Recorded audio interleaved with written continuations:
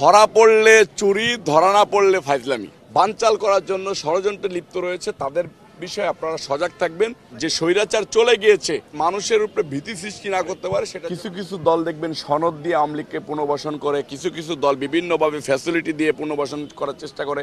আপনারা দেখেছেন যে আপনাদের সোশ্যাল মিডিয়ার মাধ্যম দিয়ে আমি দেখেছি যে কয়েকটা দলের মানে বর্তমানে একটা দলে যারা নিজেদেরকে ক্ষমতাসীন দল মনে করে তারা আওয়ামী লীগের কয়েকজন এমপিকে পুনর্বাসন করেছে, তাদের কাছ থেকে টাকা নিয়েছে, সেই টাকা নিতে যেয়ে ধরা খেয়েছে। ধরা পড়লে চুরি, ধরা না পড়লে ফাইজলামি। ঠিক আছে, ঠিক একইভাবে তারা ধরা পড়েছে দুই একটা। এরকম আওয়ামী লীগের এত লোক কীভাবে বের হয়ে গেল অন্তর্বর্তীকালীন সরকারে থাকা অবস্থায়? এরকম 2-4 জন 5 জন উপদেষ্টা আছে যারা আওয়ামী লীগের এইসব এমপি মন্ত্রীদেরকে দেশ ত্যাগ করতে সহযোগিতা করেছে। তো যারা বাংলাদেশে আছে তাদেরকে অ্যাডজাস্ট করে নিয়ে এরা যাতে অস্থিরতা তৈরি না করতে পারে সেটার জন্য আমাদের নেতাকর্মীরা সর্বদাই সজাগ রয়েছে প্রশাসনের সাথে সাথে। আমি এই এলাকা দিয়ে যাচ্ছিলাম, আমার কাছে মনে হলো যে 1 বছরের পরে 15ই আগস্ট 32 নাম্বার কেমন হয় আমার দেখা উচিত। আমি শুধু অন্ধকার ছাড়া কিছু দেখতে পাচ্ছি না। এখানে আমার কাছে মনে হয়েছে যে ভূত বসবাস করে এবং মানুষ এসে প্রসাব করে ঘৃণা, মানে ঘৃণিতভাবে তাদেরকে স্মরণ করে, থুতু ফেলে তাদেরকে স্মরণ করে আর কি। রুবেল ভাই, আজকের আপনাদের যে অবস্থান, এই অবস্থান থেকে আসলে দেশবাসীদের কাছে কোনো মেসেজ আপনারা দিচ্ছেন কিনা? আমাদের সিনিয়র নেতারা তো দেশবাসীর কাছে প্রতিনিয়তই আপনার প্রেস রিলিজের মাধ্যমে আপনাদের মধ্য দিয়েই মেসেজ দিয়ে থাকে।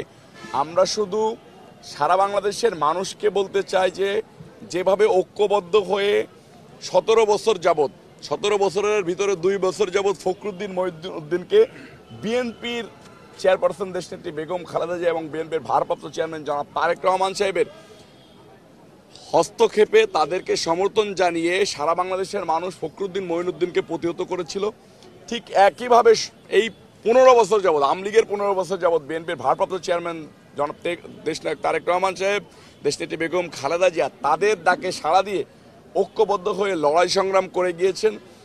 সেটার কাঙ্ক্ষিত ফলাফল হতে যাচ্ছে ইনশাল্লাহ 2026 সালের ফেব্রুয়ারি মাসে নির্বাচন।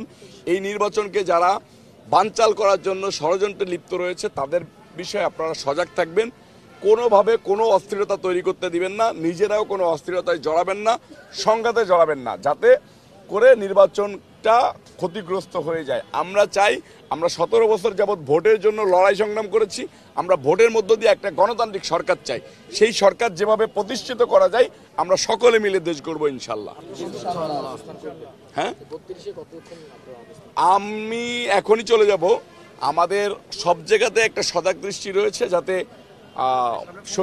মানে যে স্বৈরাচার চলে গিয়েছে, ঘৃণিত স্বৈরাচার শেখ হাসিনা স্বৈরাচার, এদের কোনো চেলাপেলারা যাতে রাস্তায় এসে কোনো প্রকার কোনো বিশৃঙ্খলা করে বাংলাদেশের মানুষের উপরে ভীতি সৃষ্টি না করতে পারে সেটার জন্য আমাদের নেতাকর্মীদের সজাগ দৃষ্টি সারা ঢাকা শহরে আছে।